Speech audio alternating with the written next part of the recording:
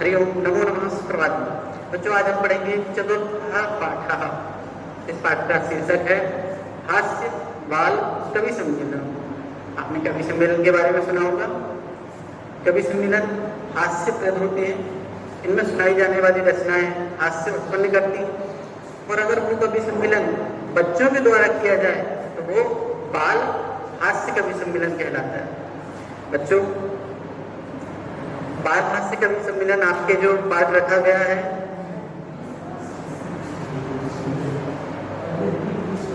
इसके बारे में थोड़ी सी जानकारी दी जाती है। विविध मतलब क्या क्या इसके अंदर है। तो पहले वेशभूषाधारिणां, जो वेशभूषा को धारण करने वाले हैं ऐसे व्यक्तियों के बारे में परिचय दिया गया है। वो कितने हैं? चत्वारः बालकवयः। चत्वारः यानी 4, बालकवयः यानी बालकवि। बच्चों देखिए, अब ये जो कवयः शब्द है वो मूलतः कवि शब्द का रूप है। शब्द मूलतः क्या है? कवि। ये जो कवि शब्द है प्रथमा एक वचन में बनता है कवि, द्विवचन में बनेगा कवि, और बहुवचन में बन जाएगा कवयः, बाल कवयः। मंचस्य उपरि उपविष्टाः सन्ति। मंचस्य यानी मंच के ऊपर यानी ऊपर, उपविष्टाः यानी बैठे, सन्ति यानी हैं। सन्ति बच्चों देखिए कौन सी क्रिया है, आपको याद हो, तुमने पहले पढ़ चुके हैं इस क्रिया के रूप। ये अस्ति क्रिया का बहुवचन वाला रूप है। अस्ति स्तः सन्ति। तो पूरे वाक्य का अर्थ हुआ मंच पर 4 बालकवि बैठे हैं। अधः यानी नीचे, मंच के अधः, मंचस्य अधः, मंचस्य उपरि बालकवयः सन्ति, मंचस्य अधः के सन्ति श्रोतारः, मंचस्य अधः श्रोतारः सन्ति। हास्य कविता श्रवणाय उत्सुकाः। देखिए वो श्रोता कैसे हैं? हास्य कविता सुनने के लिए उत्सुक हैं। कोलाहलं च कुर्वन्ति, और आपस में बात कर रहे हैं, कोलाहल कर रहे हैं। बच्चों ध्यान से देखिए, आपको ये दिख रहा है ना, एक कवि, 2, 3 और ये 4 बालकवि मंच पर विराजमान है, और ये क्या कर रहे हैं? कोलाहल।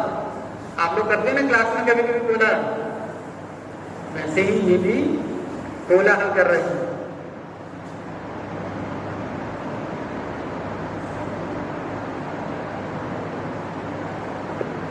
संचालकः, संचालक यानी मंच को संचालित करने वाला सदस्य। सदस्य कहता है अलम कोलाहलेन, है ना, कोलाहल मत करिए यानी आवाज मत करिए, शोर मत करिए। अद्य परम हर्षस्य अवसरः। अद्य यानी आज, परम यानी बहुत, हर्षस्य यानी सुखी का, खुशी का, अवसर यानी अवसर है। आज बहुत खुशी का अवसर है। क्यों है? यत् अस्मिन् कवि सम्मेलने, इस कवि सम्मेलन में काव्य अंतारा। बच्चों यहाँ पर काव्य अंतारा क्या होता है? काव्य की जो मूल संरचना है उसको बिगाड़ कर प्रस्तुत करने वाले, क्योंकि हास्य कवि सम्मेलन है तो इसलिए हंसी उत्पन्न हो, हास्य उत्पन्न हो, इसके लिए काव्य की जो मूल संरचना है उसको बिगाड़ कर प्रस्तुत करने वाले कवि आए हैं। तो इसलिए कहा है काव्य अंतारा, यानी काव्य की हत्या करने वाले। काल यापकश्च, और समय को यापित करने वाले, मतलब बहुत समय लेने वाले।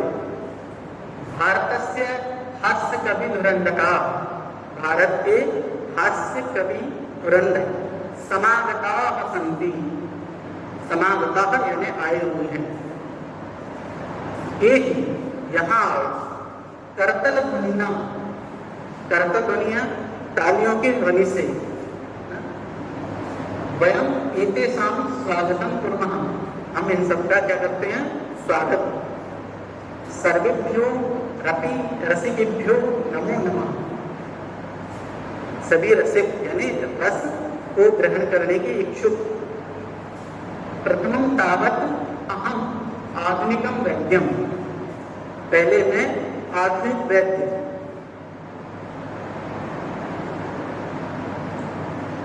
वैद्यम उद्देश्य स्वकीयं काव्यम श्रावयामि, जो आधुनिक वैद्य हैं उनको उद्देश्य करके मैं पहला काव्य आपको सुनाता हूँ। क्योंकि बहुत सारे कवि आए हैं, कुछ आधुनिक हैं और कुछ प्राचीन परंपरा से हैं।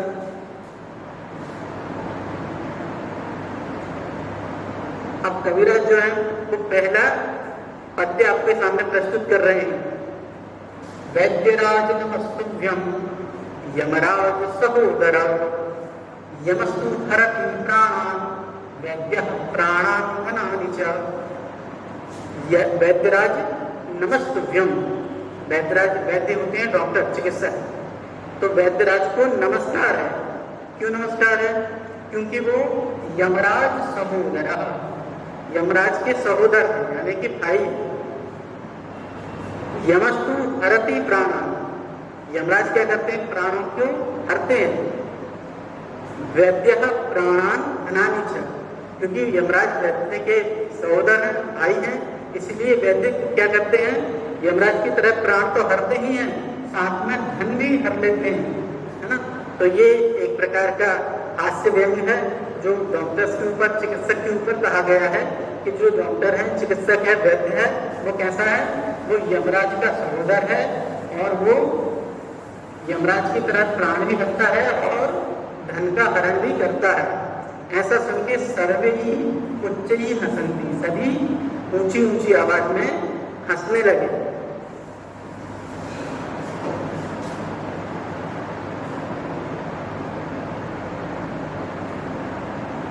अरे वैद्यस्तु सर्वत्र परंतु न ते माद्रसाः कुशलाः, वैद्य तो सभी जगह है पर वो मेरी तरह कुशल वैद्य नहीं है। क्यों? क्योंकि जनसंख्या निवारणी। अब जो दूसरा कवि है वो कह रहा है कि आपने जो वैद्य के ऊपर सुनाया है वो वैद्य तो हर जगह है ना, लेकिन वो मेरे तरह, मेरी काव्य की तरह सुंदर वैद्य नहीं है। क्यों? क्योंकि मेरे जो वैद्य हैं वो जनसंख्या के निवारण में भी सहायक हैं। कैसे हैं? चितां प्रज्वलितां दृष्ट्वा वैद्यो विस्मयमागतः, चितां प्रज्वलितां दृष्ट्वा वैद्यो विस्मयमागतः, नाहं गतो न मे भ्राता कस्येदं हस्तलाघवम्, नाहं गतो न मे भ्राता कस्येदं हस्तलाघवम्। अर्थात चितां प्रज्वलितं दृष्ट्वा, जलती हुई चिता को देखकर, वैद्यो विस्मयमागतः, वैद्य जो है वो आश्चर्य में आ गया, आश्चर्यचकित हो गया। क्यों? क्योंकि नाहं गता, यानी कि ट्रीटमेंट करने, इलाज करने, नाहं गता, अहम न गतवान, मैं नहीं गया। न मे भ्राता, ना तु अहम गतवान, न च मे भ्राता गता, तर्हि कस्य इदं कार्यम्, अर्थात ना तो मैं गया हूँ इलाज करने और ना तो मेरा भाई इलाज करने गया है, फिर किसने इसे ऊपर पहुंचा दिया? कस्येदं हस्तलाघवम्। पुनः सर्वे,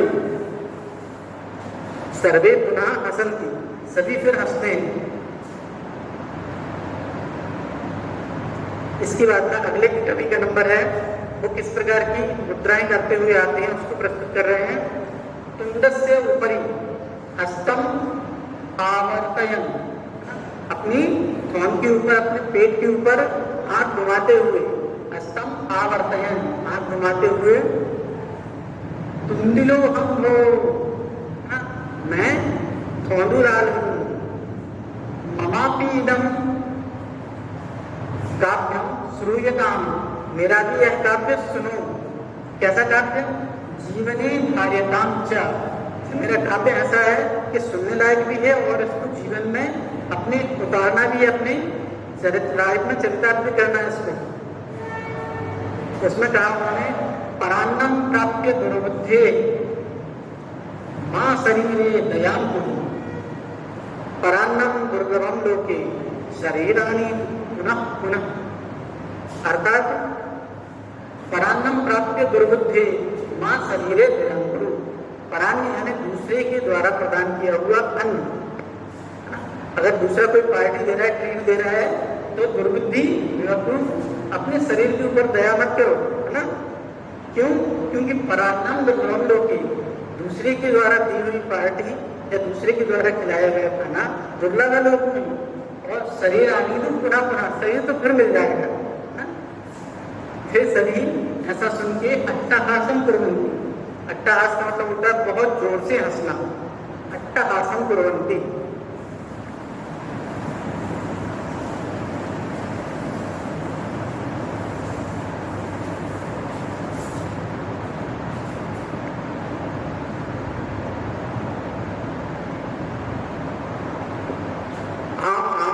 शरीरस्य पोषणं सर्वथा उचितमेव। यदि धनं नास्ति तदा ऋणं कृत्वापि पौष्टिकः पदार्थः एव भोक्तव्यः, तथा कथयति चार्वाक कवि। अब में से अगला जो कवि है उसका नाम क्या है? चार्वाक।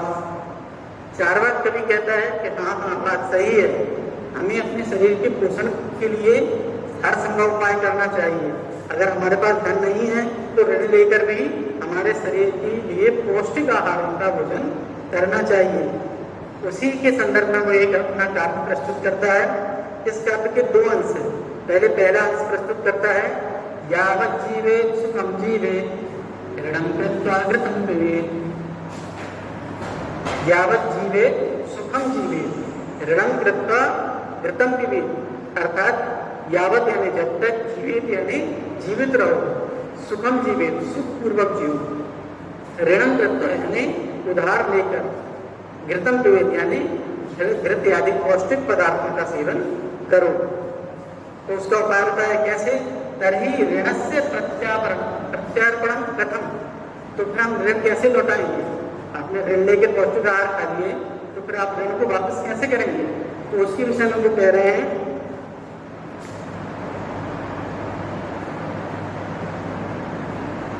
सूयतां मम अवशिष्टम काव्यम। मेरे काव्य की दूसरी लाइन तो सुनो। क्या? कि घृतं पीत्वा श्रमं कृत्वा ऋणं प्रत्यर्पयेत् जनः। ऋणं कृत्वा ऋण लेकर, घृतं पीत्वा यानी घृत आदि पौष्टिक पदार्थों का सेवन करके, है ना, और श्रमं कृत्वा परिश्रम करके, ऋणं प्रत्यर्पयेत्। ऋणं यानी कर्जा, प्रत्यर्पण यहाँ पे प्रति धन अर्पण न अर्पयेत्, प्रति धन अर्पयेत् प्रत्यर्पयेत्। काव्य पाठ श्रवणेन उत्प्रेरिताः एकः बालको भी आशु कवितां रचयति। और ऐसा काव्य सुनने के बाद में जो उनमें से जो बच्चे बैठे थे उनमें से एक बाल कवि आता है और वो आंसू पाठ करता है। आंसू पाठ क्या है? जैसे आप स्पॉट पेंटिंग देखिए आपने, ऐसी स्पॉट पर पोइम रचना होती है, स्पॉट पर ही पोइम को बनाया जाता है, तो उससे बोलते हैं आंसू पाठ। तो उसका पाठ है गजाधरं कविं चैव तुन्दिनं भोज्यलोलुपम्। तुन्दिनं भोज्यलोलुपम् कालांतकं तथा वैद्यं चार्वाकं च नमाम्यहम्। अब वो इन सभी कवियों के बारे में बताते हुए इनको नमस्कार कर रहा है कि गजाधरं कविं चैव तुन्दिनं भोज्यलोलुपम् कालांतकं तथा वैद्यं चार्वाकं च नमाम्यहम्।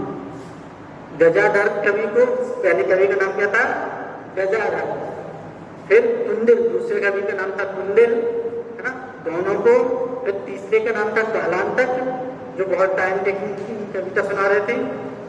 और चौथे कवि का नाम क्या था? चार्वाक। तो इन चारों कवियों को नमस्कार करता है। काव्यं श्रावयित्वा, काव्य सुनाकर हंसने लगते हैं। हा हा हा हा इति कृत्वा हसति अन्ये चापि हसन्ति सर्वे गृहं गच्छन्ति। इस प्रकार हंसते हुए सभी घर जाते हैं। तो इसके बाद कुछ कठिन शब्द हैं, इनको एक बार देखिएगा, इनके अर्थ को समझिए और पुनः पाठ का अभ्यास करिए। इसके बाद अगले कालांश में हम इसके प्रश्नों के उत्तर समझेंगे।